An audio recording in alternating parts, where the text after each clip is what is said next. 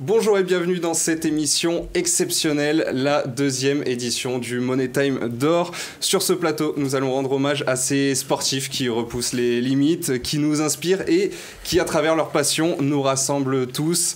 11 sports vont être récompensés aujourd'hui, 11 catégories même. On aura le football, le basket, le rugby, les sports de combat, les sports mécaniques, le cyclisme, les sports d'hiver, le tennis, les athlètes et équipes olympiques, ainsi que le football américain. On va évidemment élire à chaque fois dans chaque catégorie selon 4 critères bien différents. On a forcément le premier critère, c'est le meilleur dans son domaine. Le second sur la période entre janvier et décembre 2024. On aura également le critère des stats individuelles et évidemment le palmarès qui compte énormément dans les élections pour ce Money Time d'Or. Avec nous aujourd'hui, plusieurs chroniqueurs vont se succéder. Et pour commencer, le football. On commence donc le Money Time d'Or 2024 avec le football, avec nos 3 chroniqueurs qui nous ont rejoints. On a Louis, Val et Jordan. Ça va les gars ? Ça va et toi ? Ravi d'être là. Eh ben nickel, et bon, on va commencer tout de suite avec le meilleur entraîneur de l'année 2024. Et donc les nommés pour le meilleur entraîneur de l'année sont Xabi Alonso, Luis de la Fuente, Pep Guardiola, Carlo Ancelotti et Lionel Scaloni. Louis, je te laisse donner le vainqueur. Et entre ces 5 entraîneurs, on a décidé de choisir Xabi Alonso, voilà l'entraîneur du Bayer Leverkusen, qui a fait une saison quasi sans faute, invincible lors de leur saison en Bundesliga. Ils sont allés en finale de l'Europa League, ils raflent tous les titres nationaux, donc bravo à eux. Il a su mettre un style de jeu hyper offensif et hyper agréable à avoir joué. Donc voilà, chapeau à lui. Ça change aussi des grands entraîneurs qu'on a l'habitude de voir. C'est ça, exactement. En tout cas dans les grands clubs, j'ai envie de dire. Et puis c'est ça. Première grosse saison, on va dire, avec un club, donc qu'il arrive à faire ça tout de suite, c'est impressionnant. On va passer directement à la meilleure équipe de l'année 2024. Donc on sait que c'est une année où l'Euro a évidemment beaucoup compté. On retrouve notamment l'Espagne dans les nommés, le Real Madrid, le Bayer Leverkusen, l'Inter Milan et Manchester City. Jordan, je te laisse donner le vainqueur. Alors le grand vainqueur de cette meilleure équipe de l'année 2024, c'est une équipe espagnole, mais ce n'est pas l'Espagne, c'est le grand Real Madrid. Le Real qui prend 4 titres, encore une fois en 2024, la Super Coupe d'Espagne, la Super Coupe d'Europe, la Ligue des Champions et le championnat, la Liga. Alors une équipe avec certains des meilleurs joueurs au monde, accompagnée par Kylian Mbappé en plus cet été. Malgré un début de saison, on va dire, pas parfait, mais le Real est encore en lice dans toutes les compétitions. En Liga, ils peuvent toujours jouer le titre. En Ligue des Champions, chaque année. Donc c'est un titre bien mérité. Et on va passer directement à ce que tout le monde attend pour le football. Les nommés pour le meilleur joueur de l'année 2024 sont...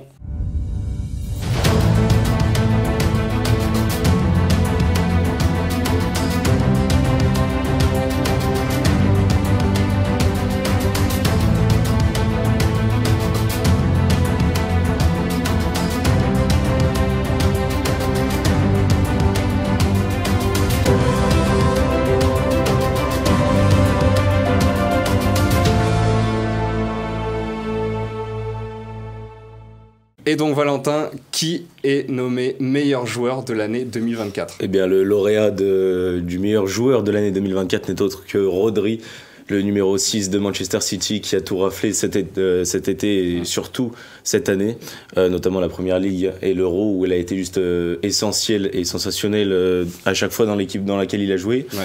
Et c'est surtout, on voit à quel point il est essentiel, notamment pour Pep Guardiola. On l'a vu cette année, quand il est plus là, ça marche pas. Mais quand il est là, c'est une vraie machine de guerre. Rodri, un homme de l'ombre. Et honnêtement, ça fait plaisir d'avoir des milieux de terrain qui sont mis en avant dans ces catégories-là. Donc Rodri, le lauréat du Ballon d'Or 2024, l'est aussi pour le Money Time d'Or 2024. Malheureusement, il a eu cette blessure en début de saison qui l'a un petit peu, qui va l'éloigner des terrains encore pour pas mal de temps. Louis, c'est un choix logique aussi pour toi d'élire Rodri ? Ouais, complètement, parce que comme l'a très bien dit Val, c'est un joueur hyper essentiel. On le voit avec City en ce début de saison. Sans lui, c'est beaucoup plus compliqué. En fait, il avait un rôle défensif hyper important. Et que ce soit avec l'Espagne ou à City, en fait, il a un rôle de leader qui est en tout cas pour moi très important, donc ça faisait sens de le nommer. Jordan, pareil ? Pareil, c'est littéralement le métronome de toutes les équipes par où il passe. Vinicius ne l'aurait pas volé, faut quand même le mentionner. Bien sûr, il y a Vinicius Junior et on l'a vu, c'était la grande discussion avec Lamine Yamal, voilà, des joueurs qui ont été importants notamment dans le parcours de l'Espagne. Cet été, on l'a vu, il n'y avait pas meilleure équipe que l'Espagne. City a été aussi important que vraiment dominant avec notamment en Angleterre et avec la Première Ligue. Cette année, ça galère un peu plus, mais il faut pas oublier à quel point ce joueur est important, quoi. Bah justement, ça galère, notamment, Louis, tu l'as dit, parce que Rodri n'est depuis plus son là. absence. C'était vraiment le métronome de cette équipe. On va passer au football féminin en commençant par les entraîneurs. Donc les nommés pour le meilleur entraîneur de l'année 2024 dans le football féminin sont Sonia Bonpastor, Jocelyn Precher, Emma Hayes, Arthur Elias et Jonathan Giraldez. Voilà pour les nommés. Louis, je te laisse commencer.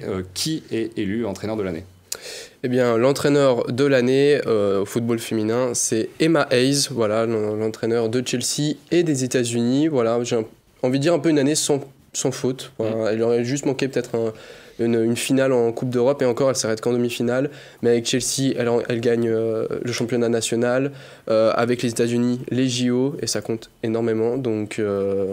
Donc voilà, c'est pour ça qu'on l'a nommé. Oui, parce qu'on le rappelle, les JO vont énormément compter pour beaucoup de catégories, forcément, et le football féminin en fait partie. On passe à la meilleure équipe de l'année 2024. Je pense qu'il ne va pas y avoir beaucoup de surprises, mais les nommés sont l'Olympique Lyonnais, le Brésil, Chelsea, les États-Unis et le FC Barcelone. Jordan, je te laisse dire le gagnant. Alors, la grande équipe gagnante de cette année 2024 chez les féminines, c'est évidemment le grand FC Barcelone. Alors, comme Corentin l'a dit, il n'y a pas de surprise. La Ligue des Champions, la Liga, la Coupe d'Espagne, encore une fois. Ouais. C'est surtout ça l'exploit, c'est pas de le gagner, c'est de le répéter encore et encore, en battant par exemple en finale de Ligue des Champions l'Olympique Lyonnais. Et je laisse tout le monde regarder le match, mais quand on dit que l'OL c'est la meilleure équipe d'Europe, il y avait encore un niveau au-dessus, c'était le FC Barcelone. Est-ce qu'il pourrait être détrôné dans les quelques années, parce qu'on se dit que le FC Barcelone aujourd'hui est l'OL en fait des dernières années. Bah, oui, ça fait quelques années maintenant qu'elle domine. Elle a été encore élue au Ballon d'Or, notamment meilleure équipe féminine. Et quand on voit l'effectif et le coach, on peut que se dire que les quelques années qui restent devant elle vont être très belles. Louis ? Moi, je mettrais quand même une petite pièce sur Chelsea. Avec l'arrivée de Bonpastor, je vois un projet qui devient de plus en plus concret. Ils mettent de plus en plus les moyens pour arriver au plus haut niveau, et je pense qu'ils vont titiller Barcelone dans les prochaines années à venir. Et on passe à la meilleure joueuse, évidemment, ce qu'on attend aussi tous dans le football féminin. Les nommés pour le titre de meilleure joueuse de l'année 2024 sont...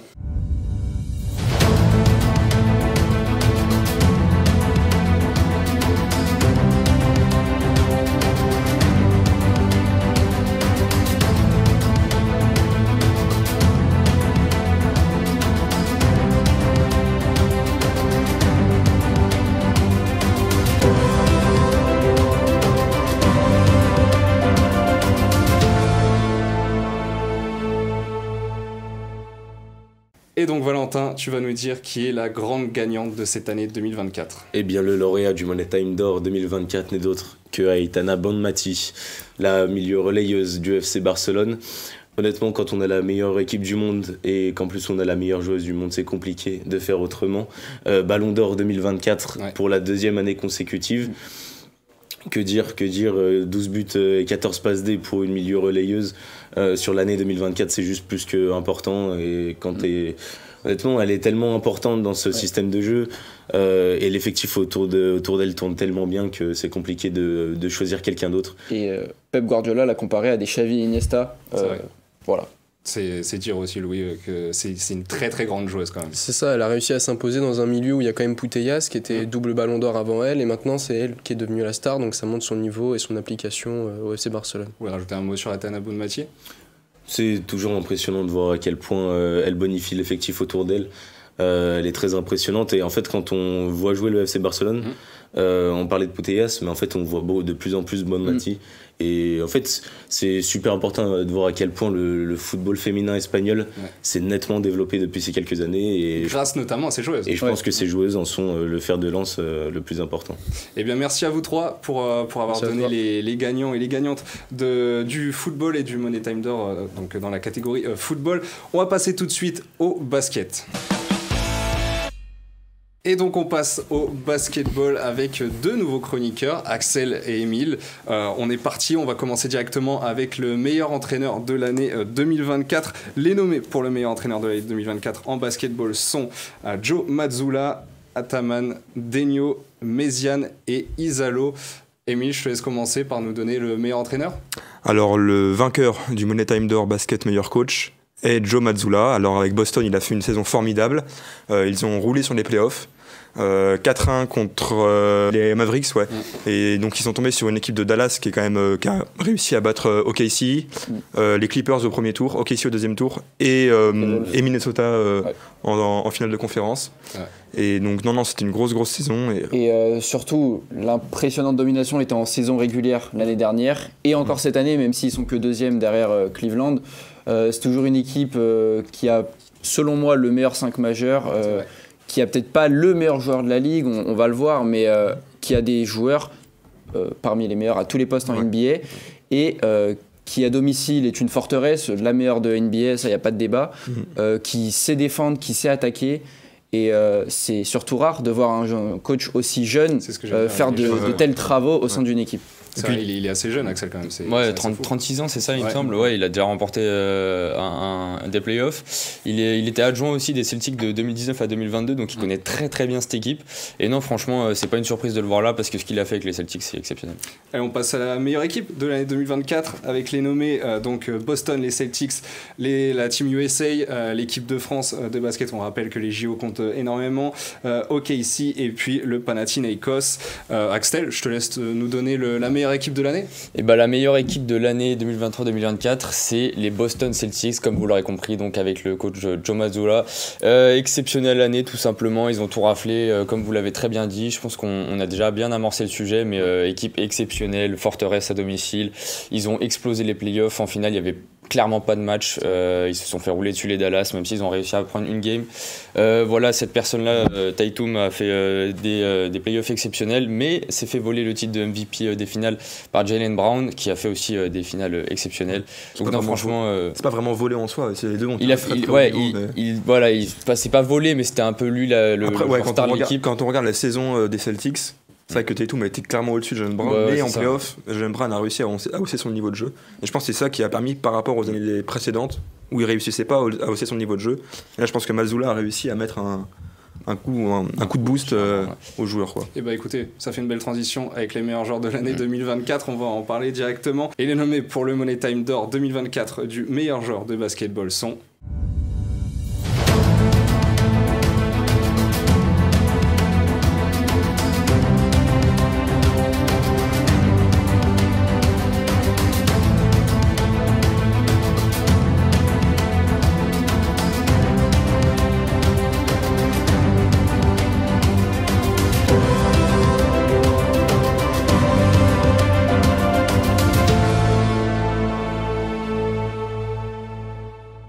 Et donc Jordan, qui est élu meilleur joueur de l'année en basket? Alors notre MVP, le meilleur basketteur de l'année 2024 du Money Time, c'est nul autre que Nikola Jokic, le joueur serbe des Denver Nuggets. Ouais. Bon, encore une fois, une domination dans la peinture, une domination sur la NBA, une domination même pendant les JO. Oui. Lui et son équipe étaient pas loin de sortir les États-Unis. Je crois à un moment, ils ont même peut-être 10 points d'écart. Ça s'est pas joué à grand-chose en demi-finale. Et voilà, il redémarre, il a été donc élu MVP NBA, et là il redémarre une saison sur des bases de MVP. Au ladder MVP, il est toujours premier. J'ai envie de dire qu'il n'y a pas de débat. C'est peut-être pas le plus impressionnant, c'est peut-être pas celui qui a le plus de flow, comme ils aiment dire en NBA. Mais c'est efficace. Qu'est-ce que c'est efficace, c'est tellement bon. C'est le meilleur rebondeur, c'est le meilleur passeur, c'est le meilleur scoreur. Donc à un moment, il n'y a plus de débat. Et puis l'année dernière, il était presque en saison de triple-double, c'est-à-dire qu'il a fini juste avec 9 rebonds, malheureusement pas 10 pour être en triple-double. 9 passes, je crois. 9,9. Ouais, 9 passes, pardon. Mais cette année, il me semble que pareil, il est à 32, 12, 10 ou 11, quelque chose. C'est pas croyable. Et sans lui, les Denver, je pense qu'en termes de scoring à 3 points à mi-distance dans la peinture, ils sont 30e, 29e de NBA. Ouais. Donc c'est presque la pire équipe quand même. Et un joueur suffit pour qu'il soit premier dans toutes les catégories. C'est complètement fou. Et on a eu aussi beaucoup de débats. Enfin, vous avez eu beaucoup de débats entre vous parce qu'il y a aussi Tatum que vous avez parlé juste avant. Et Steph Curry aussi, qui fait quand même des JO exceptionnels. Alors Steph Curry, on en a parlé. Et après, c'est vrai que nous, on a surtout tous l'image de ces JO. Oui. Et c'est vrai que c'est compliqué de juger sur un quatrième carton de JO une année entière. Même s'il a quand même réussi à porter les Warriors. Il a réussi à porté les Warriors. C'était quand même une équipe avec Draymond Green qui fait n'importe quoi, qui a fait n'importe quoi. Mais malheureusement, c'est pas allé très loin. Oui, là, ça redémarre bien. Il les porte depuis quand même 3-4 ans. Hein. Ouais. Et après, oui, il y a eu Tatum aussi. Voilà. Qu'est-ce qui différencie? Il y a eu Tatum dans la discussion. L'équipe, hein. Ce qui a manqué, c'est aussi, si on enlève Tatum chez les Celtics, ça peut toujours gagner. Si on enlève Jokic, l'impact est moindre. Et on l'a vu cet été avec les JO. Tatum n'a quasiment pas joué avec Team USA. Et c'était pas plus mal. Il a fait pencher la balance. Eh bah écoutez, merci messieurs pour le Money Time d'Or 2024 du basketball. On va effectuer une courte transition pour passer au rugby. Et donc on passe maintenant au rugby et on va commencer sans plus tarder avec le meilleur entraîneur de l'année 2024. Et les nommés sont Jérôme Daré, Andy Farrell, Hugo Mola, Johannes Erasmus et Jean-Noël Spitzer. Axel, je te laisse nous donner le vainqueur. Il y a beaucoup de concurrence dans ces choix, mais il y en a un qui évidemment a remporté les JO au rugby à 7 et c'est historique. C'est Jérôme Daré, notre meilleur entraîneur de l'année 2023-2024. Exceptionnelle saison, exceptionnel parcours, tout en fait depuis janvier 2024, ils ont rien perdu. C'est simple, voilà, ils ont tout gagné, toutes les Nation Series, même à Madrid, qui compte comme une mini Coupe du Monde pour le rugby à 7. Et puis après, il y a eu les JO, où ils ont complètement roulé sur les JO, bien portés par un Stade de France en feu, et on en reviendra plus tard, mais un Antoine Dupont en feu aussi. L'équipe est très solide, et puis moi, ce que j'aimerais ajouter aussi, c'est que je le mets aussi meilleur entraîneur, parce que là, les 2 matchs qu'il y a eu contre la Nouvelle-Zélande et l'Afrique du Sud, ils les ont remportés, ils ont balayé les All Blacks sans Antoine Dupont. C'est ça qu'il faut préciser, et ça, c'est exceptionnel. Et puis je pense que cette équipe de France à 7 va devenir très grande dans les prochaines années. Franchement, juste un petit mot, mais c'est beau de voir le rugby à 7 aujourd'hui récompensé. Enfin, c'était quand même un sport qui était quand même assez mineur, assez niché depuis quelques années. Et là, depuis les JO, on ne parle que de ça. Martin, si tu veux. Ouais, c'est vrai que les JO ont permis de mettre ce sport un peu en avant, qu'on n'avait pas l'habitude de regarder, même médiatiquement, qui n'était pas beaucoup diffusé. Ça peut être un coup de projecteur, ça peut donner aussi envie à certains jeunes de vouloir s'y inscrire et de se lancer dedans, parce que même s'il y a des bases du rugby, ça change vachement du rugby à 15 quand même, hein, c'est pas du tout les mêmes aptitudes physiques exactement, cardio, en tout cas. moins de contact aussi quand même, et donc c'est un beau sport qui peut émerger. C'est bien que les JO, le comité olympique instaure de nouveaux sports comme ça, plutôt que des sports un peu comme le breakdance qui servent vraiment à rien, quoi. Louis, petite réaction, on va rester sur le rugby à 7. C'est beau quand même de voir le rugby à 7 aujourd'hui récompensé avec Jérôme Daré. Enfin, c'était assez inespéré en début d'année quand même. Complètement inespéré. Puis, comme l'a très bien dit Martin, en fait, c'est aussi un sport qui est ultra... on va dire différent du rugby à 15 parce que tu peux avoir plusieurs matchs dans la même journée, c'est super court, c'est beaucoup d'action, c'est ça qui a plu, c'est spectaculaire et ça a beaucoup plu au public. Donc je pense qu'il y a vraiment eu un coup de cœur général et ça m'étonnerait pas que dans les prochaines années on continue toujours à le médiatiser et en parler aussi bien. En tout cas ce sera au JO 2028 à Los Angeles. On passe à la meilleure équipe de l'année 2024 et les nommés sont donc l'Irlande, l'équipe de France de rugby à 7 comme on l'a évoqué, l'Afrique du Sud, les Sharks et le Stade Toulousain. Louis, je te laisse nous donner la meilleure équipe de l'année. Bon, il y avait un petit peu de concurrence, mais sans surprise, on a décidé de nommer le Stade Toulousain en tant que meilleure équipe de l'année. Voilà. J'ai du mal à trouver des adjectifs à part qu'ils sont juste incroyables. Top 14 et la Champions Cup. Donc c'est le doublé parfait. Et même en finale, ils arrivent à balayer Bordeaux-Bègles très facilement. C'est, je crois, un résumé parfait de leur saison. Et même avec une équipe B, C, ils arrivent à battre des équipes du top 14 qui sortent leur équipe A. Donc c'est juste incroyable. On peut parler d'Antoine Dupont, mais il a manqué quand même pas mal de matchs la saison dernière et ils finissent super bien. Enfin, voilà, ils arrivent quand même à gagner le bouclier de Brennus, plus la Champions Cup. Donc ça, tu veux réagir par rapport à ça? Ouais, complètement. C'est une équipe parfaite. Et puis, comme le disait Louis, avec une équipe B et C, ils ont quasiment tout gagné. Parce que faut savoir que la moitié de l'équipe de Toulouse, c'est l'équipe de France. Donc ça, c'est quand même une prouesse. Et puis, en même temps, ils nous ont offert certainement la plus belle finale qu'on ait jamais eue en Champions Cup contre Leicester, où ça allait en prolongation, etc. C'était exceptionnel. Ils ont fait un match remarquable. Pour moi, l'équipe est quasiment parfaite. Ils ont rajouté Kinghorn à l'arrière qui a détrôné Ramos. Et Ramos, il est passé du coup en 10 en l'absence d'Entamac. Et en fait, ça marche super bien. Et franchement, cette équipe, bravo. Martin ? La profondeur de banc est exceptionnelle, ce qui leur permet réussir à tenir le rythme sur une grosse saison assez longue comme ça, en enchaînant le championnat et Champions Cup. Donc franchement, puis c'est cette régularité aussi qui fait la force de Toulouse. Ça fait maintenant plusieurs années qu'ils sont au top. C'est ça, on va passer directement au meilleur joueur de l'année 2024 et les nommés sont...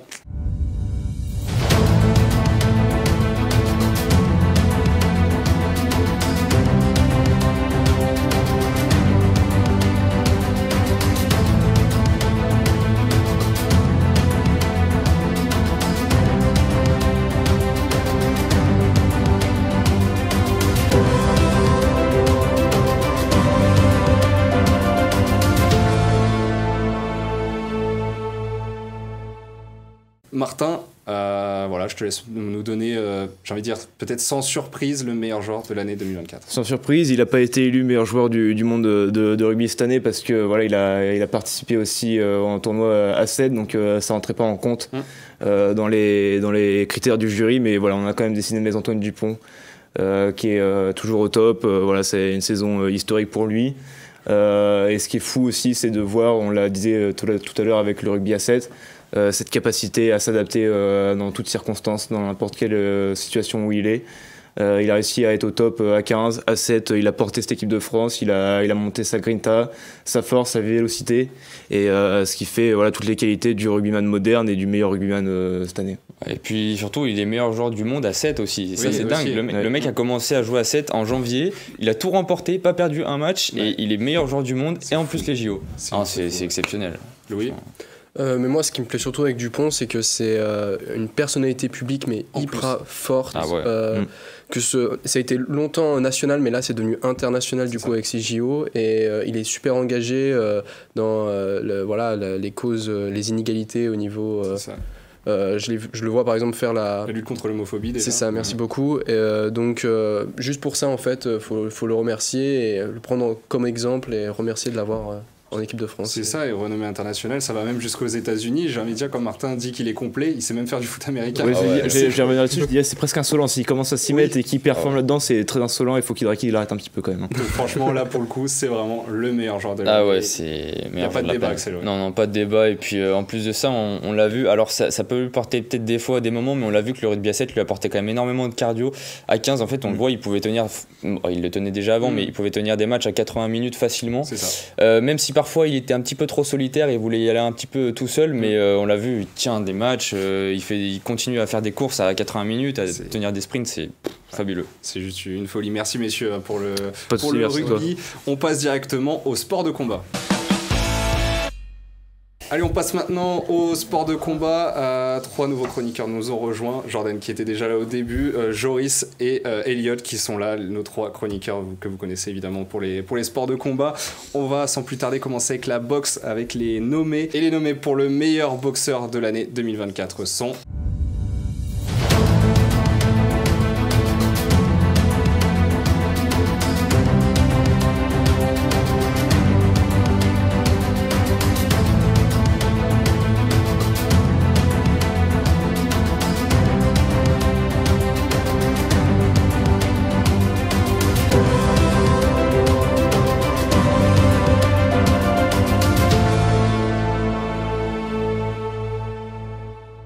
Et donc Jordan, qui est élu meilleur boxeur de l'année 2024 ? Alors le meilleur boxeur de l'année 2024, c'est le japonais Naoya Inoue.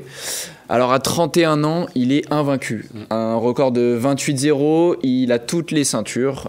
Encore cette année, il a réussi à tout unifier. On va dire c'est un phénomène dans le monde de la boxe. On a eu des débats parce qu'il y a quand même de la concurrence. Il y a Usyk, l'Ukrainien, qui a battu Tyson Fury, ce qui n'a pas été fait depuis toujours. On a eu aussi un petit peu de Dubois dans la discussion, mais pas très longtemps. Vraiment, Inoue, il s'est surtout détaché par le palmarès cette année. Et les records aussi. Et les records en réussissant à unifier tout ça. Et surtout en gardant un score en fait de 28-0. Aujourd'hui, c'est rare, surtout dans les catégories... où il est, c'est des catégories où ça cogne, où ils sont tous rapides, jeunes. C'est très léger, ouais. C'est très léger et lui, il arrive à faire parler sa domination. Elliot, surtout que c'est l'un des seuls qui s'est combattu 2 fois dans l'année. Quand on voit souvent des champions, ils prennent un peu moins de risques à vouloir défendre qu'une seule fois dans l'année. Lui, là, il a défendu 2 fois ses 4 ceintures. Il a gagné 2 fois par KO. C'est un combattant impressionnant. Il vient toujours avec une shape, on ne sait peut-être pas quel entraînement il fait, mais puis il a un style de combat assez unique. Et puis, comme tu disais, Jordan, il y avait des concurrents, on parle aussi de Beterbiev, etc. Oui, c'est ça. Mais voilà, il y a eu quand même Inoue, pour nous, c'est au-dessus parce que la régularité, il explose toute sa catégorie. Et puis après avoir été champion avec toutes les ceintures dans la catégorie d'en dessous, il est désormais dans cette catégorie-là. C'est le deuxième à l'avoir fait après Terence Crawford. Ouais. Et c'est juste exceptionnel. Bon, en tout cas, il a vraiment dominé cette année 2024. On va directement passer au MMA. Et les nommés pour le meilleur combattant de l'année sont...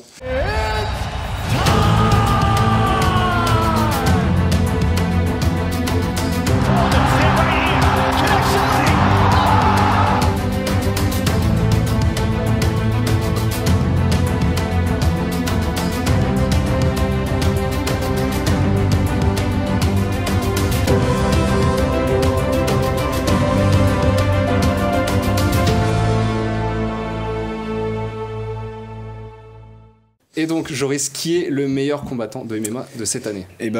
C'est l'Espagnol Ilia Topuria qui a un peu tout gagné, qui est cette nouvelle vague dans l'UFC qui vient d'arriver du coup chez les poids plumes avec 2 victoires et 2 KO en 2024. Topuria, c'est un peu comme on le disait dans les anciennes émissions, ce nouveau McGregor, ce trash talker qui a envie d'en faire plus, qui a des points juste parfaits, un striking incroyable et qui a mis tout le monde d'accord sur cette fin d'année en battant Max Holloway et qui a conservé sa ceinture et qui en plus a annoncé vouloir monter en catégorie prochainement pour affronter Islam Makhachev, donc c'est normal qu'on lui ait décerné ce prix et c'est tout à son honneur, bravo à lui pour cette année. Jordan, il a mis KO 2 hommes cette année qui d'habitude n'encaissent rien, quoi. Qui ne sont jamais KO, à part peut-être Volkan une fois, mais il a surtout fait cette surprise contre Volkanovski dès le 2e round où il a littéralement choqué le monde, et contre Holloway il était donné un petit peu favori, mais ça n'enlève rien à sa performance qui a été exceptionnelle. Il y a eu un débat avec Alex Pereira qui selon moi le méritait également parce que encore une fois la domination qu'il a fait parler.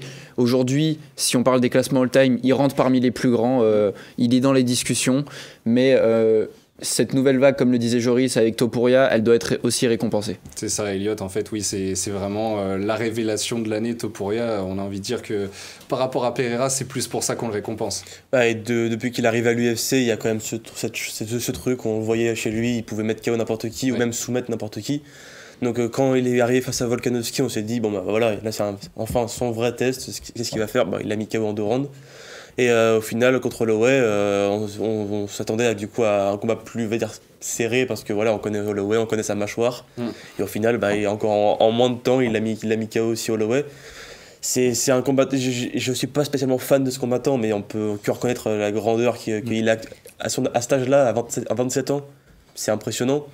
Et là, du coup, battre par KO 2 des plus grands de la catégorie de tous les temps, ça montre un peu la carrière qui va continuer pour lui. Ouais, puis là, je pense que la future étape, c'est de monter de catégorie. Et puis, on n'a aussi pas parlé d'une chose, mais il est invaincu. Il est invaincu quand même.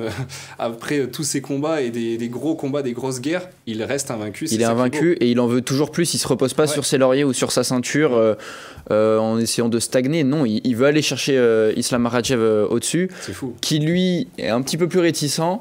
Mais je pense qu'un jour ou l'autre, si Topuria continue à être comme ça et que Makhachev continue à être comme ça, invincible également, parce qu'il était aussi dans la discussion, Makhachev, parce que c'est le numéro 1 pound for pound, champion incontesté de sa catégorie, il a vraiment lavé tout le monde.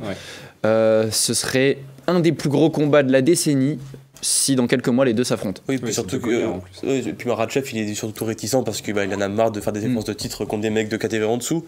Mais Topuria, en fait, c'est là on voit le mec, c'est quand même tout ce qu'il dit, il le fait. On l'a vu contre Holloway, on pensait pas qu'il allait pointer le milieu du ring dès le début, il l'a fait.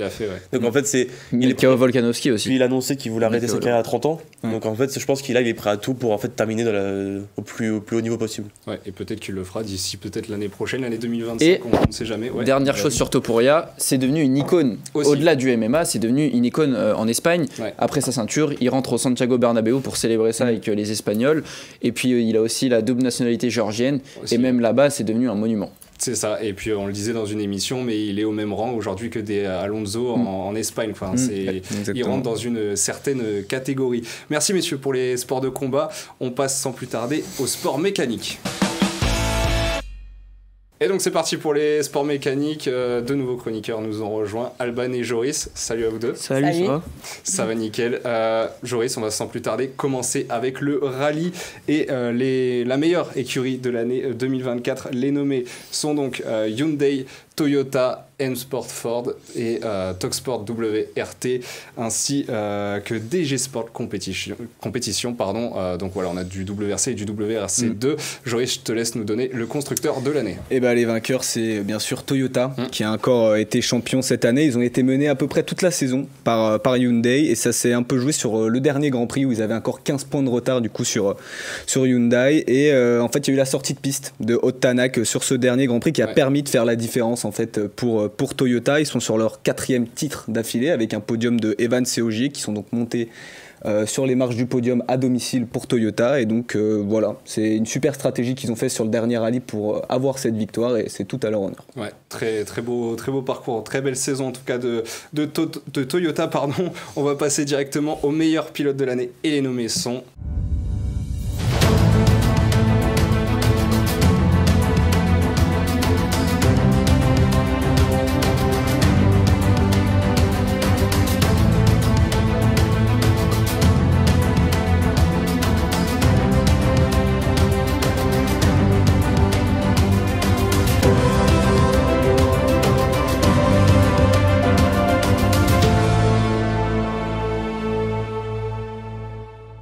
Joris, qui est le meilleur pilote de l'année ? C'est le Belge Thierry Neuville qui s'est imposé cette année. C'est son premier titre à 36 ans. C'est quand même remarquable, alors que le dernier à avoir réalisé ça, c'était Didier Auriol en 94. Ah ouais. Donc Neuville a connu aucun rallye à 0 points cette saison. Il a marqué au moins 10 points lors des 11 courses des 12 premières épreuves du championnat, à l'exception de l'Estonie où il a marqué 9 points.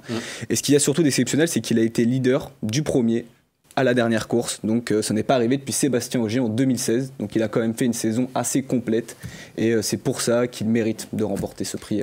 Ouais, c'est ça. C'est comme tu l'as dit, c'est une surprise sans l'être parce que Thierry Neuville, c'est un des plus grands aussi actuellement. Et on attendait ce titre depuis des années et ça y est, ça intervient enfin après une saison, comme tu l'as dit, très régulière. Parfait, toujours dans les points. C'est assez fou. On va pas se mentir, il a quand même été aidé par Kalle Rovanperä, bien sûr, qui n'a fait que la moitié, je crois, de la saison. Donc voilà, il a bien été aidé par l'ancien champion du monde, qui est d'ailleurs très jeune aussi, il faut le rappeler. Il était notamment nommé l'année dernière, il était vainqueur l'année dernière.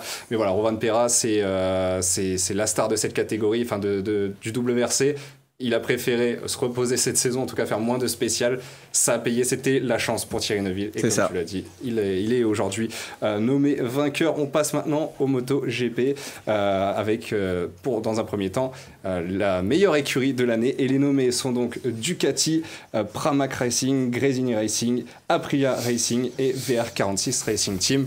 Joris, je te laisse nous donner le vainqueur. L'écurie gagnante du Money Time d'Or 2024 est l'écurie Pramac Racing. Même si cette année, elle a terminé à deuxième place du classement écurie en MotoGP avec plus de 200 points d'écart avec Ducati officiel. Il le mérite.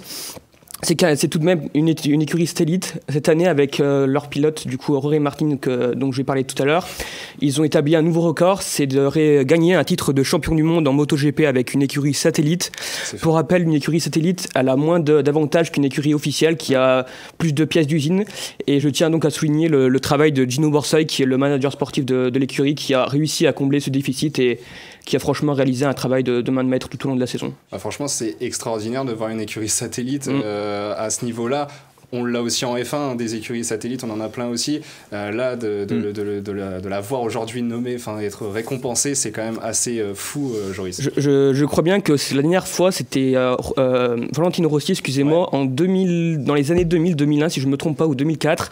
Mais c'était pas encore dans la catégorie MotoGP, c'était considéré comme la catégorie 500 cm3. Okay. Donc là, on va dire que Jorge Martin et l'écurie Pramac Racing établissent un nouveau record, même si Valentino Rossi l'avait établi auparavant. Il rentre quand même dans l'histoire, dans ces records. Enfin, ça fait, comme tu dis, ça fait 20 ans quand même que ça n'est pas arrivé.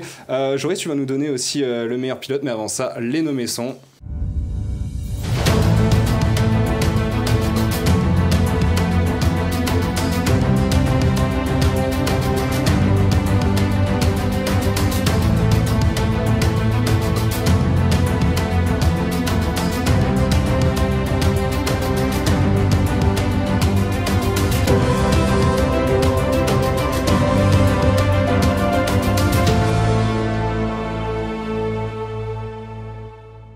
Et donc, le vainqueur du Money Time d'Or 2024 pour la catégorie MotoGP, Joris. Le grand gagnant est Jorge Martin. Ouais. L'Espagnol de 26 ans a réussi cette année à remporter son premier titre de champion du monde MotoGP. Il a saisi l'opportunité au bon moment car l'année prochaine il va rouler donc pour Aprilia Racing. Donc c'est une écurie quand même bien inférieure à Ducati qui domine la catégorie MotoGP. Cette année, ce qui a fait la différence avec Francesco Bagnaia, son principal adversaire, c'est la régularité. Totalement. Francesco Bagnaia, il a gagné plus de courses que Jorge Martin sur la saison, mais l'Italien, l'ex-champion du monde, a chuté 7 fois cette année, alors que Martin a chuté seulement 4 fois. Ouais. À la fin trop d'erreurs, franchement. À la fin, au bilan, au final, c'est les points qui comptent. Et en fait, c'est 10 petits points seulement qui séparent les deux au classement général. Donc ça s'est joué jusqu'à la dernière course à Barcelone. Ouais, c'est ça, à Barcelone, on a eu quand même un sacré spectacle on avait l'impression de revivre en F1 à Abu Dhabi 2021 où vraiment on avait la concurrence entre les deux. Martin Bagnaia, il y avait une grosse com qui a été faite derrière. Et au final, c'est Martin qui l'emporte, le Martinator, c'est quand même fou. C'est quand même fou, en plus, il a gagné chez lui en Espagne, avec sa famille, les Espagnols qui étaient en pleine période du coup, de crise avec les inondations. Ça rajoutait un peu de baume au cœur pour les Espagnols en cette période compliquée. Et Jorge Martin, franchement, le méritait amplement avec du coup l'écurie qui a... Ils ont travaillé ensemble, main dans la main, et ils ont réussi à combler le déficit du coup avec les écuries officielles. Et franchement, chapeau à eux parce que c'était pas facile. Il faut marquer la régularité de Martin, parce que comme tu l'as dit, Bagnaia il est sur 11 victoires et Martin c'est que 3, donc c'est quand même quelque chose d'assez surprenant. En F1 par exemple, ça arriverait presque pas quoi. Donc c'est vraiment, la régularité était vraiment importante cette année. Et bon, on va passer à la F1 justement, belle transition avec la meilleure écurie de l'année 2024, et donc les nommés sont logiquement Ferrari, Mercedes, Red Bull, McLaren et Haas. Voilà pour les nommés. Alban, je te laisse nous donner la meilleure écurie de l'année. Alors, la meilleure écurie de l'année, c'est forcément McLaren. Ils ont fait une saison de dingue. Une première partie où ils ont fait les évolutions tranquillement de leur côté sans vraiment trop se montrer, mais en étant quand même dans les points et bien présents. Puis il y a eu la pause, retour, deuxième partie de saison, explosion. Piastri qui marque ses premiers Grands Prix comme Norris. Ils viennent talonner Verstappen. Quand ils sont en tête, ils font des écarts de malade. Vraiment, ils ont bien évolué. Ils ont mis la distance. Et la victoire est bien pour eux. Et en plus, ça faisait 26 ans qu'ils n'étaient pas champions constructeurs. Ça a toujours été soit Mercedes, Ferrari ou Red Bull. Ils l'ont été une fois en 2007 ou 2006, mais ça a été déclassé. Ouais, c'est ça. Et je crois qu'il y a eu Benetton aussi. Enfin bref, il y avait plusieurs écuries, mais pas McLaren. Donc vraiment, ils ont fait une belle saison, une belle victoire. Déjà l'année dernière, on avait pu souligner leur évolution. Là, ça a été que l'accomplissement de tout ça. Et je pense l'année prochaine aussi... Il y a moyen qu'on les revoie devant. Mais vraiment, une très belle saison et une régularité vraiment impeccable. À partir des 3 ou 4 premiers Grands Prix, parce qu'on se rappelle que les premiers Grands Prix, ils étaient quand même derniers au classement. Et c'était c'est ça, non mais c'était le temps de remettre un peu l'évolution en marche. C'était le retour, le début. Et après, une fois que ça a bien commencé, ils sont partis très fort. Tranquillement mais très fort. Ferrari qui était dans la Ferrari course. Bien sûr, Ferrari qui a joué le tout pour le tout jusqu'au dernier Grand Prix avec cette remontée fulgurante du Grand Prix d'Abu Dhabi de Charles Leclerc. On y a quand même cru un petit peu. On y a cru jusqu'à la fin, mais comme tu le disais Alban, l'écart était trop grand, Norris était déjà envolé devant et c'était terminé. Mais j'aimerais revenir encore une fois sur McLaren et sur la régularité. Ils ont quand même, Oscar Piastri a quand même fait 100% des tours cette saison, et c'est un des seuls pilotes à avoir fait aucun abandon, et même pour Norris qui a eu un DNF je crois, mais qui a fait tous les tours, qui a été classé quand même. Donc la régularité de McLaren a aussi été importante pour eux cette année, et ça paye. Ça paye surtout pour être le meilleur constructeur. On va passer au meilleur pilote F1 de l'année, et les nommés sont...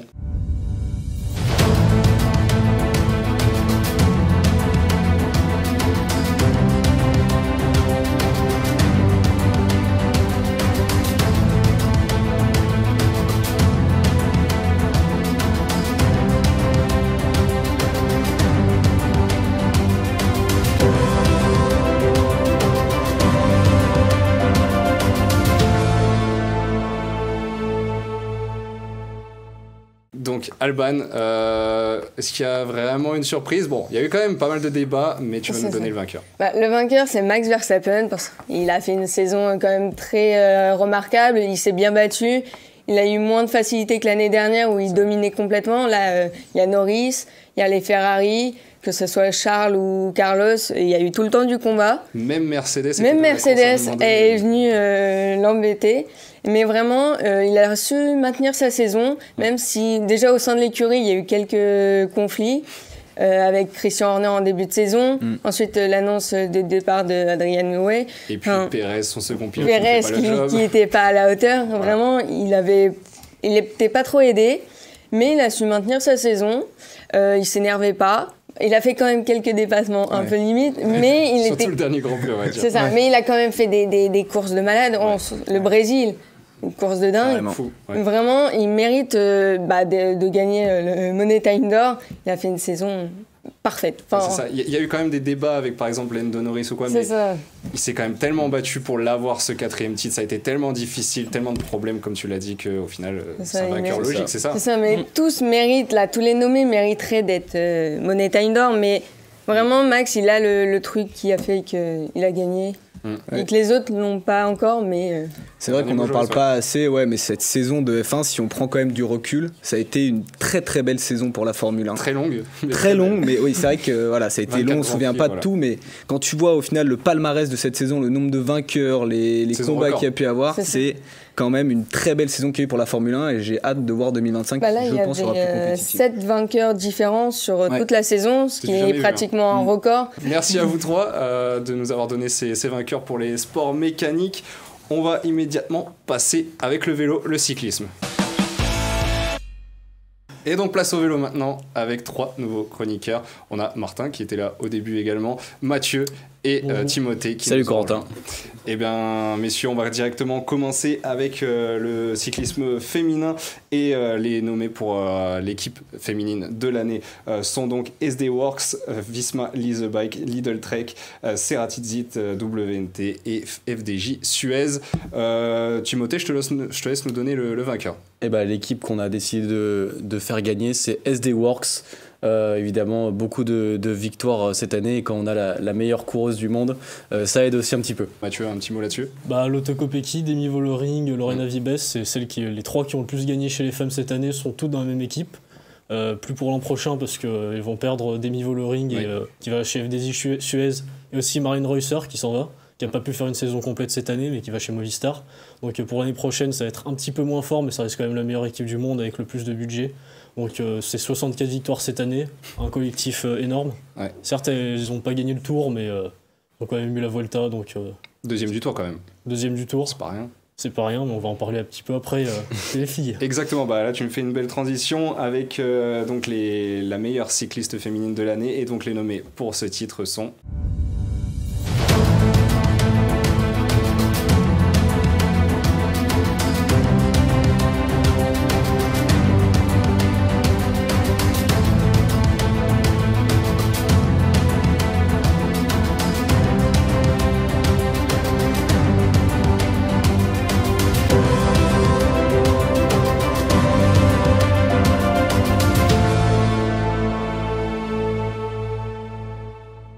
Et donc Mathieu, qui est l'heureuse élue? L'heureuse élue, c'est Lotto Kopecky, la Belge. Donc c'est 16 victoires cette année. Elle a gardé son titre de championne du monde dans des conditions dantesques à Zurich sous la pluie, aidée par Demi Vollering, mais on a déjà fait une émission là-dessus.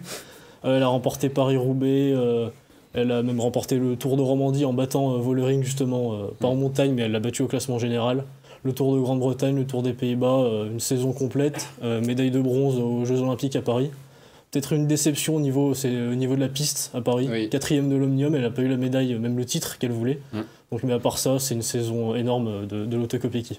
Martin, saison complète pour une coureuse complète. Franchement, comme Mathieu disait, tout son palmarès, c'est impressionnant. Hein. Tu vois sur toutes les formes de vélo, on va dire, assez performées sur la piste, sur route, sur les courses classiques ou même sur des tours.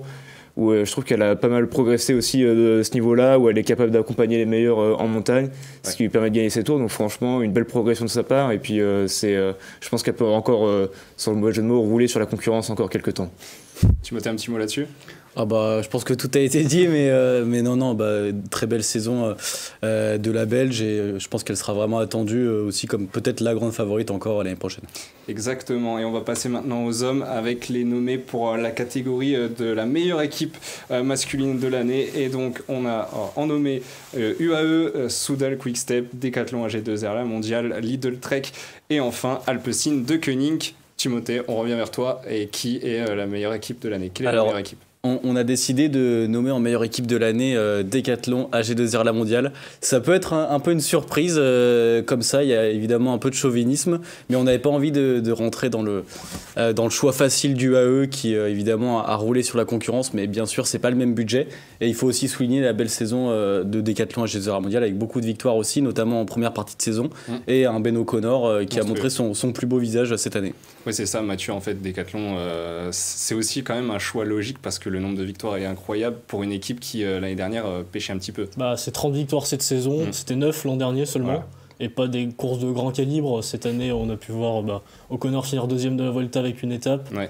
De nombreuses victoires pour Paul Lapera, Dorian Godon en World Tour. C'est 7 victoires en World Tour, il me semble, cette année pour AG2R. Donc c'est quand même une sacrée augmentation par rapport à l'année dernière. Et puis, montrer un sacré collectif. Certes, ils vont perdre Valentin Paré-Peintre, mais ça reste quand même une énorme équipe. Et O'Connor aussi va s'en aller chez Jayco. C'est vrai. Mais ça reste une énorme équipe. Et puis, ils l'ont eux-mêmes dit que pour l'an prochain, ils voulaient peut-être moins de victoires, mais de plus grand calibre. Donc, je pense que c'est largement à leur portée s'ils travaillent bien. Et puis, ils ont le matériel adapté avec Van Rysel. Ouais, et Julien Jurdy a parlé aussi récemment dans une interview de vouloir remporter Paris-Roubaix. C'est peut-être un objectif un petit peu ambitieux pour Decathlon, mais on verra ce que ça va donner. C'est une équipe qui est aujourd'hui bâtie pour les classiques, on a l'impression.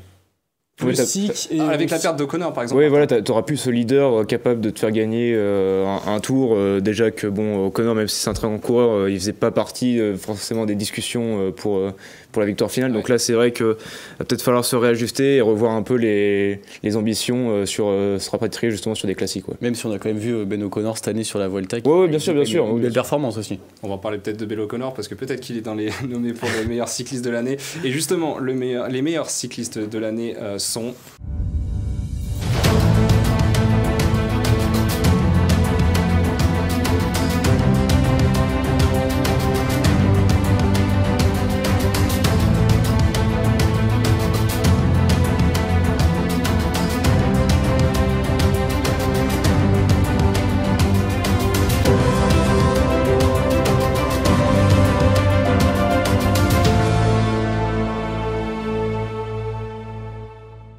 Et donc, Mathieu, est-ce qu'on a besoin de le dire franchement? Énorme surprise, c'est Tadej Pogačar. Ouais. 25 victoires cette saison.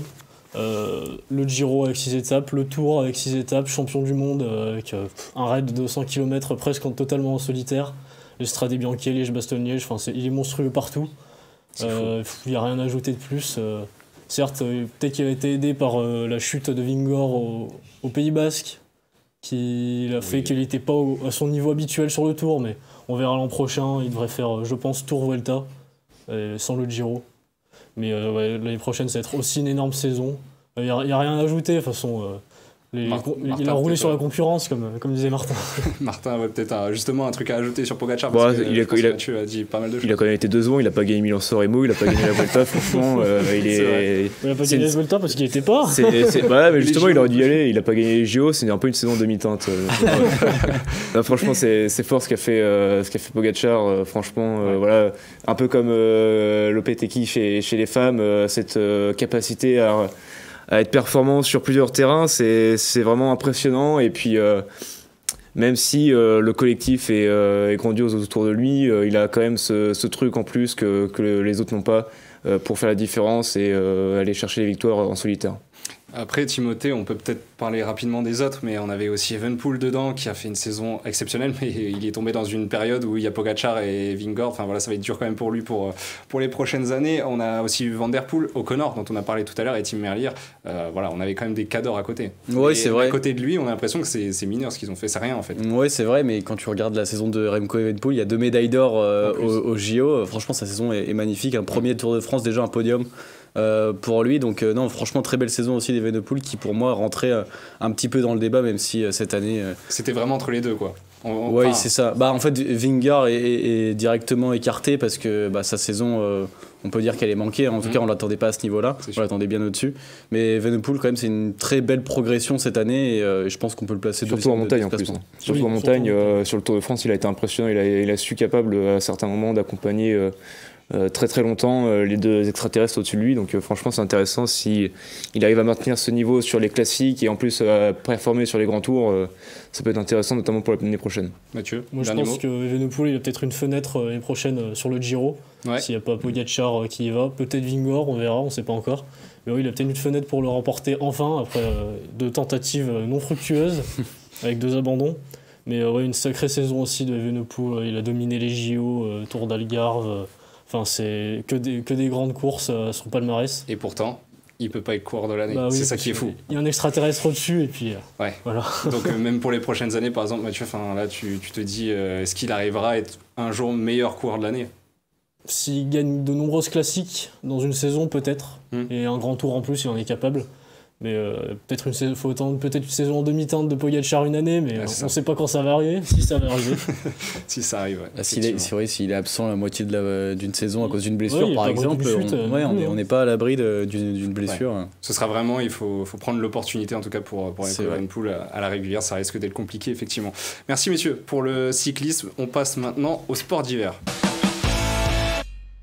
C'est parti donc pour les sports d'hiver et donc 2 nouveaux chroniqueurs viennent de nous rejoindre, Joris et Joris et on garde évidemment Timothée. Les nommés pour le meilleur skieur alpin de l'année sont...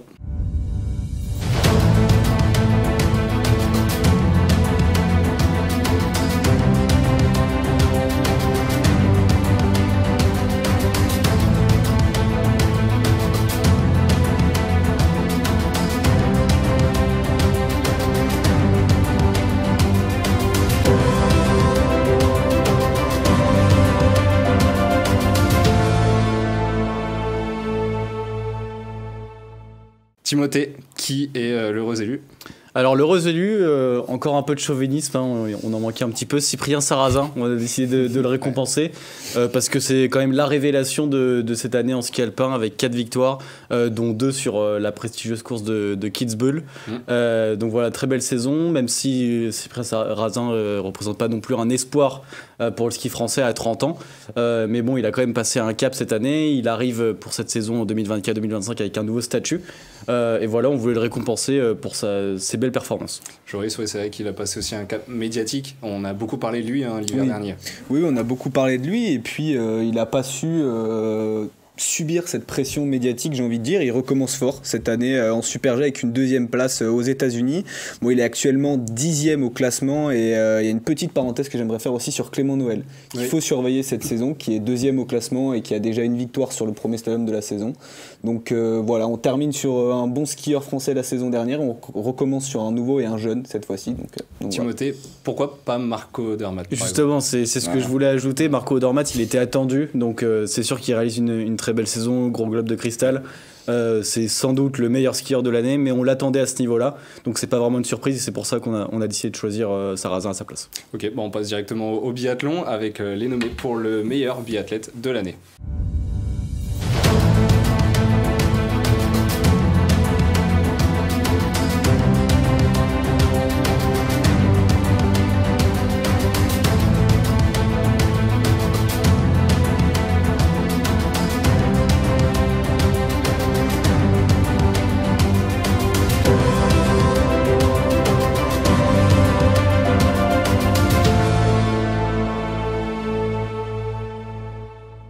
Et donc Joris, qui est le gagnant du Money Time d'Or 2024 du côté du biathlon. C'est une gagnante et c'est encore une fois une Française, Lou Jean Monod.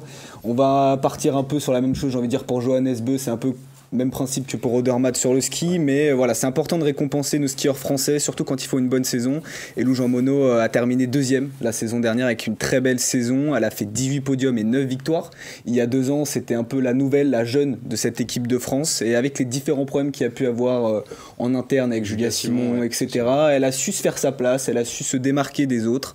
Et donc voilà, elle a réussi à tirer du positif sur cette histoire et à se démarquer. Elle termine la saison du coup 2e derrière Vitozzi et là elle est actuellement 3e cette année, donc elle continue de progresser, sa progression, donc voilà. Et Joris aujourd'hui c'est non seulement la révélation, mais c'est devenu la leader vraiment de cette équipe de France. Avec par exemple Quentin Fillon-Maillet, du coup le français qui est sur le circuit depuis déjà de nombreuses années. Ouais. Par exemple je peux souligner avec la course qu'ils avaient fait en relais mixte simple au championnat du monde, ils avaient gagné la médaille d'or. Et justement Lou Jean Monod avait remporté sur ce championnat du monde 4 médailles, 2 d'or et 2 de bronze. Je tiens à souligner sa maturité, elle a seulement 25 ans. Elle a encore une longue carrière je pense devant elle.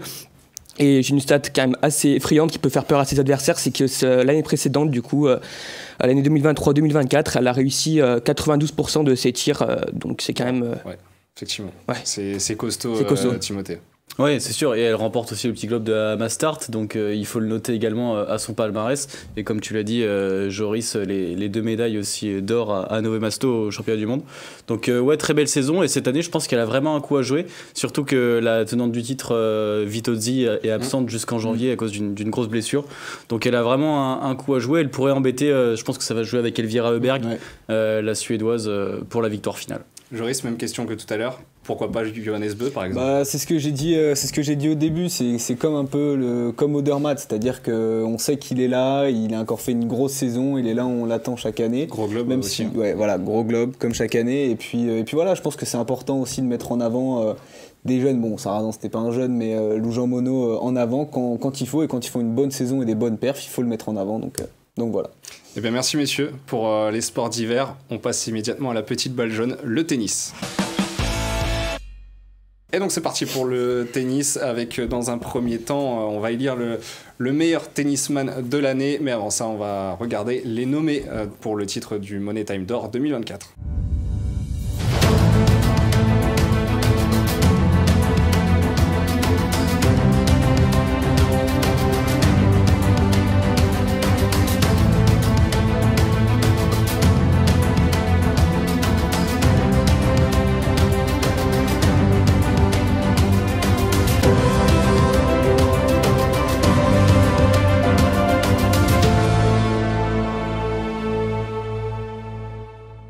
Louis, on a quand même eu pas mal de débats pour élire le meilleur tennisman de l'année, mais il y en a un qui s'est démarqué.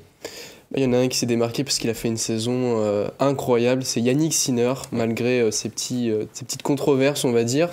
Il a eu 2 grands chelems, 3 Masters 1000 et puis le Masters en fin d'année, une saison XXL pour l'Italien qui est devenu le numéro 1 mondial.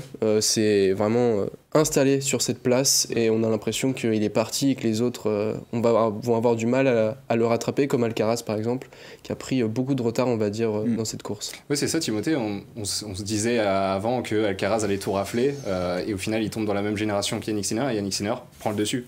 Ouais, c'est ça. Là, les 2 grands chelems remportés par Sinner cette année, c'est sur dur. Alcaraz prend les 2 autres à Roland-Garros et à Wimbledon. Donc, ils ont joué un peu tous les deux tout seuls cette année sur les majeurs. Même si Djokovic a quand même pris la médaille d'or olympique et c'est pour ça qu'il se place dans les nommés. Effectivement. Voilà, parce que du coup, c'était la dernière pièce du puzzle qui lui manquait dans sa carrière. Mais Sinner, oui, c'est vrai qu'il n'y avait pas vraiment de concurrence pour le Money Time d'or. Et également la Coupe Davis qui remporte aussi en fin d'année. Donc une saison pleine pour Sinner qui du coup est un peu dans la controverse toujours à cause de ses affaires de dopage, mais on n'a pas encore le fin mot de l'histoire, c'est toujours en cours. On laisse la justice parler pour le moment. C'est ça. Cela ne nous regarde pas. Voilà, ça ne nous regarde pas, on laisse le côté sportif. Joris, un petit mot sur Yannick Sinner. Faut noter aussi sa régularité par rapport à Alcaraz. Je trouve Alcaraz, il a beaucoup déçu sur certains tournois où il était sorti au premier ou au second tour. Donc Sinner, il a pris la place de Alcaraz et après voilà, il s'est envolé. Alcaraz sur cette régularité, je trouve c'est du coup fait dépasser et voilà, c'est tout à son honneur cette régularité et ce nombre de victoires important.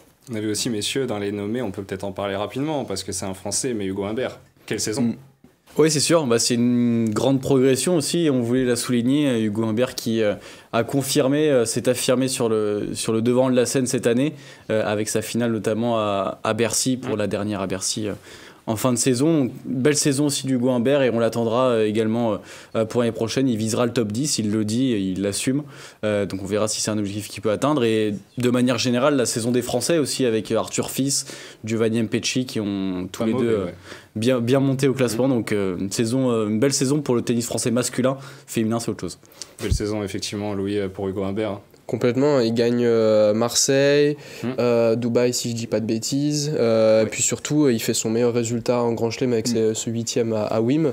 Donc en fait c'est une grosse montée en puissance, il commence à se diversifier un peu partout sur toutes les surfaces, il manque juste un peu la terre, mais il peut devenir vraiment très bon, et viser le top 10 pour moi c'est pas du tout déconnant.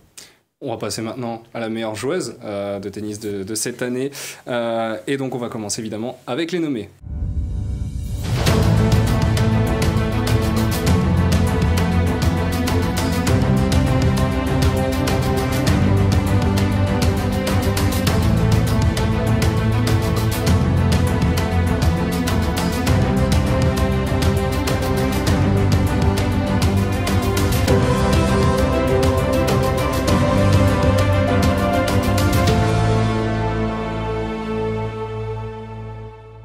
Et donc Timothée, qui est la meilleure joueuse de cette année?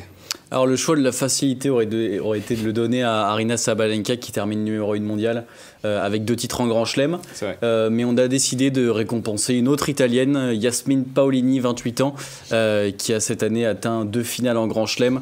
Et également remporté une médaille d'or en double aux Jeux Olympiques de Paris avec Sara Errani.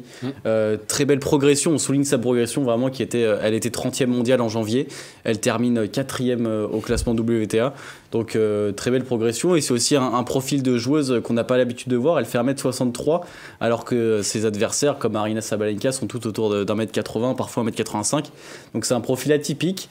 Elle a un grand sourire, voilà, c'est une personne assez attachante, et donc on voulait récompenser sa très belle progression en 2024. Oui, c'est ça, au-delà des résultats, c'est comme tu l'as dit, une personnalité, Louis, qui sourit tout le temps. C'est vraiment une personnalité qu'on a découvert cette année et que le grand public adore. Complètement, ça a été un véritable coup de cœur, et puis surtout ce qu'il faut retenir, c'est qu'elle arrive à faire 2 finales à Roland-Garros, à Wim, donc c'est vraiment 2 surfaces hyper différentes. On sait que c'est très dur de s'adapter, donc bravo à elle, parce qu'elle a réussi à monter en puissance, et cette progression c'est juste incroyable. Et puis enchaîner aussi, terre battue et gazon derrière, c'est jamais évident.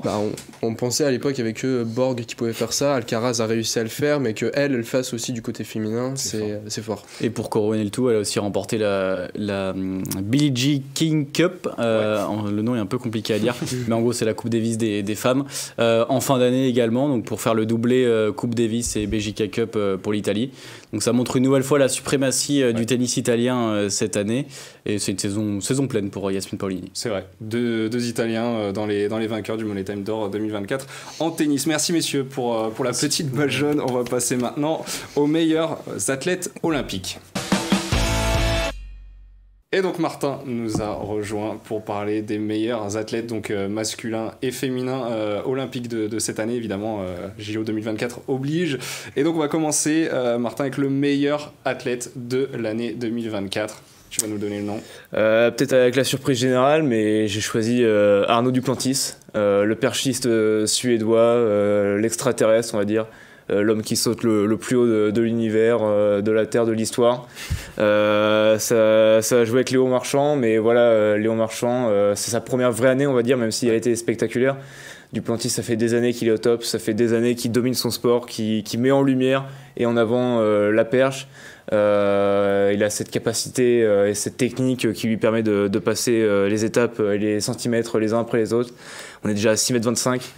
Où est-ce qu'il va s'arrêter? Je pense que même lui le dit, il peut viser les 6,40 m, les 6,50 m dans les prochaines années. Donc c'est juste exceptionnel, c'est fou de voir ça. Et puis 3 records du monde battus. 3 records du monde, et puis le palmarès cette année, champion du monde, champion d'Europe et champion olympique largement et haut la main. Donc une surdomination qui le met tout là-haut, on va dire. C'est vrai qu'il a marqué ses JO 2024 dans son empreinte. C'est l'ambiance qu'il y avait dans le Stade de France au moment où il a tenté son dernier essai en plus pour battre ce record du monde, alors qu'il avait déjà déjà gagné. Il a ce truc en plus pour aller, on va dire, lancer un peu d'engouement dans la foule, faire le show. C'est un showman, c'est un showman, et puis ça va bien avec le mec, donc franchement avec le personnage ça colle bien. Et puis c'est aussi, on va dire, un peu cette insolence d'aller concurrencer des sprinters sur leur discipline. Il va aller remporter un 100 mètres en plus avec un chrono, je crois que c'était 10 secondes 28, un truc comme ça. Je crois. C'était ça, entre 10 et 11 il me semble. Ouais, ça, donc franchement c'est totalement fou de le voir performer sur d'autres épreuves comme ça. Donc on ne sait jamais, si la perche à un moment ça marche plus, il peut se rapatrier sur le sprint. Avant de passer à l'athlète féminine, j'aimerais quand même notifier Léo Marchand, tu l'as notifié. Ouais, quand même. Mais quelle saison de Léo Marchand. Saison exceptionnelle. Il n'est pas vainqueur, mais il avait sa place. Quoi. Ouais, il avait largement sa place, évidemment. 4 médailles olympiques cet été, superstar de ces JO. Acclamé par tout le monde, par tout un pays, toute une nation, et même qui a épaté le monde. Le grand et historique Michael Phelps a aussi adoubé Léon Marchand. Donc franchement, il a marqué cette année de son empreinte. Mais j'attends de voir dans les prochaines années s'il est capable de faire comme Duplantis, voir s'il est capable de garder cette régularité. Je m'inquiète pas trop non plus pour lui. On va passer à la meilleure athlète de cette année olympique, et j'ai envie de dire, il n'y a pas non plus de surprise. Non, c'est pas forcément une surprise. Hassan qui remporte cette distinction, voilà, c'est vraiment très fort. Je m'attendais pas à l'avoir à ce niveau-là. Et ce qui m'a choqué aussi, c'est cette faculté, cette capacité à briller sur différentes épreuves qui n'ont rien à voir. C'est 3 médailles sur ces JO, avec une médaille d'or sur le marathon qu'elle remporte assez haut la main. Ouais.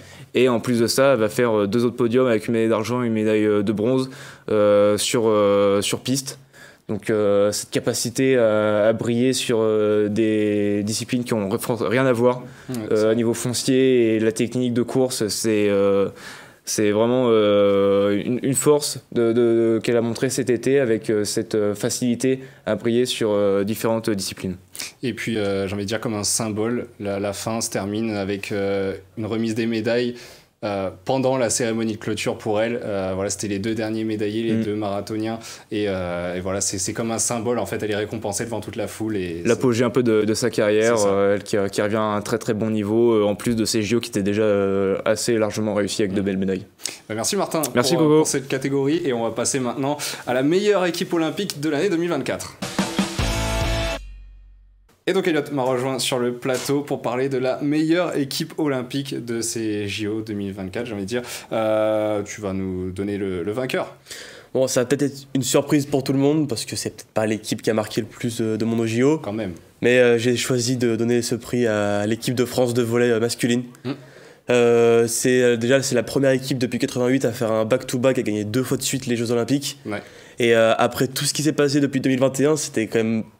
On pensait pas vraiment que cette équipe allait remporter les JO, parce qu'après le départ de Laurenti et du coup l'arrivée d'Andrea Gianni, l'équipe de France a fait de beaux résultats, mais c'était très loin de... Possif, hein. C'est ça, et on perd, on est 8e Ligue des Nations en 2022, on est 4e au championnat d'Europe, donc c'était très inquiétant. Et puis au final, juste avant les JO, on remporte la Ligue des Nations, qui sort un peu, pas de nulle part, mais voilà, c'était pas forcément ce qu'on attendait. Et puis durant les JO, on a eu peur. Ouais. Un début poussif face à la Serbie où on gagne 3-2. Ensuite, victoire 3-0 pour se remettre en jambes. Et défaite ensuite 3-2. Ah, ça a été très compliqué quand même, la phase d'élimination de la Croatie. C'était vraiment compliqué. Et puis la France arrive en quart face à l'Allemagne. On peut se dire que ça peut être un match plutôt facile, parce qu'on pouvait aussi tomber face aux États-Unis, Pologne, Italie. On tombe sur l'Allemagne, ça peut aller. L'équipe de France prend 2-7-0. Et ils arrivent à remonter, à renverser le match pour remporter 3-2. Et franchement, en fait, cette équipe, ce qui est vraiment impressionnant, c'est qu'elle vieillit. Oui. Mais c'est vraiment talentueux. C'est fou. On a les meilleurs joueurs du monde qui sont dans l'équipe, et on le voit. On peut faire confiance à Ngapet, à un Brizard, à un Patrick quand il est en forme. Et c'est vraiment exceptionnel. Même Clévenot qui a surpris, parce que justement, demi-finale et finale, on a demi-finale du coup face à l'Italie. Première équipe mondiale, deuxième équipe mondiale, et 3-0, on les élimine avec facilité, et on arrive en finale contre la Pologne, première équipe mondiale, championne d'Europe, qu'on a battu en Ligue des Nations. Très peu nous voyaient gagnants. Personne ne voyait gagnant l'équipe de France, mais au final 3-0 encore une fois, et quelle démonstration. Jean Patry avec 17 points. Et puis au final, voilà, on le voit que l'équipe type de la compétition, il y a 4 Français sur les 6. Il y a Nkapet, deuxième fois MVP sur les deuxièmes Jeux Olympiques. Non, juste exceptionnel. Et puis Clévenot, comme tu l'as dit, métronome franchement de cette équipe. Et puis j'allais dire, il y avait le rugby à 7 dans les discussions. Il y avait le Team USA forcément en basket, parce que ces équipes-là nous ont émerveillés aussi. Mais c'est vrai que tu l'as dit, l'équipe de France de volley, ils ont été un petit peu le reflet de cette magie des Jeux Olympiques. En plus de ça, c'est en France, donc c'est l'équipe de France. Quand tu dis face à l'Allemagne, mener 2-7-0 et arriver à revenir à 3-7-2 et puis gagner face au numéro 1 mondial, au numéro 2, ça a été quand même une équipe très très symbolique aussi. Il y a vraiment ce sentiment que cette génération elle peut tout faire, parce qu'on l'avait vu déjà à Tokyo où après mener 2-0, la Russie vient égaliser 2-2 et au final sur un tie-break de folie, on arrive, la France gagne leur premier Jeux Olympiques. Et là vraiment cette année, tout était pour la France. On aurait dit les scénarios faisaient tout pour que la France perde et au final je vais pas dire facilité parce que voilà, il y a eu des matchs très compliqués, mais au final, quand en demi-finale et finale, tu affrontes les deux meilleures équipes actuelles et que tu leur mets 3-0 et qu'il n'y a pas vraiment de réponse en face, tu te dis quand même que c'est fort. C'est fort. Ça enlève un peu du coup de suspense parce que du coup, dès la fin du deuxième set, on se disait c'est bon, c'est gagné. Bon, il y avait quand même un peu de pression. Bien sûr. Ouais. Non, mais c'est vrai que par rapport à Tokyo, il y avait vraiment. La France était vraiment supérieure. C'est vrai. Et merci Elliot pour cette récompense. Et on va terminer avec un dernier sport, le football américain. Et donc, Valentin Magnin m'a rejoint. Évidemment, on recompose Endzone pour le dernier sport. L'instant de quelques minutes. L'instant de quelques minutes pour le dernier sport du Money Time d'Or 2024. Et donc, en football américain, on va élire la meilleure équipe et le meilleur joueur. Je ne sais pas s'il y a vraiment de débat, mais en tout cas, on va commencer avec la meilleure équipe. Valentin, je te laisse commencer. La meilleure équipe de l'année 2024 est donc le Money Time d'Or. Récompensant la meilleure équipe du football américain de cette année, c'est les Kansas City Chiefs. Quelle équipe d'autre que l'équipe de Patrick Mahomes, qui est sans doute l'un des meilleurs quarterbacks de l'histoire et qui avance un peu plus dans sa legacy d'année en année. Cette année, c'est victoire en Super Bowl 25-22 contre les Niners dans l'overtime. Puis ce parcours sans forcément sans faute en playoff, mais battre Miami, puis les Bills, puis les Ravens. En fait, c'est enlever des grands prétendants au Super Bowl au fur et à mesure de leur. Ils n'avaient pas un parcours facile, c'est ça que je veux dire. Et puis après, il y a cette série aussi en début d'année. Là. Ils sont en 12-1 actuellement. Bien évidemment que ça compte. Donc, n'en déplaise à la communauté du football américain qui a bien sûr ses torts et ses plaisirs contre Kansas, mais il faut avouer que ça te fait bien plaisir d'ailleurs, Corentin, que les Kansas City Chiefs sont la meilleure équipe de 2024 et il n'y a pas vraiment de débat là-dessus. C'est ça, on a quand même eu des discussions, on s'est dit peut-être les Lions, les Bills, etc. Mais quand on regarde par rapport aux playoffs de la saison passée, c'est pas possible. Il y a vraiment une équipe qui sort du lot, 12-1 là, cette saison régulière, vainqueur du Super Bowl. Enfin, tu ne peux pas ne pas élire les Kansas City Chiefs. Puisque finalement, ils sont défaits qu'une seule fois dans la saison, c'est contre les Bills. De toute la saison, de toute l'année, je parle de toute l'année en fait, toute l'année 2024. Si on compte la post-season cette année 2024, ils sont invaincus et c'est effrayant. C'est effrayant de régularité. Bon, on va rester peut-être à Kansas pour élire le meilleur joueur de football américain de l'année. On sait pas, il y a peut-être un petit peu de suspense. Allez, on va garder un petit peu de suspense, mais vas-y, dis-nous le vainqueur. Le vainqueur du lauréat du Money Time 2024 n'est d'autre que le meilleur joueur, Patrick Mahomes. Patrick Mahomes est le meilleur joueur de football américain de l'année 2024.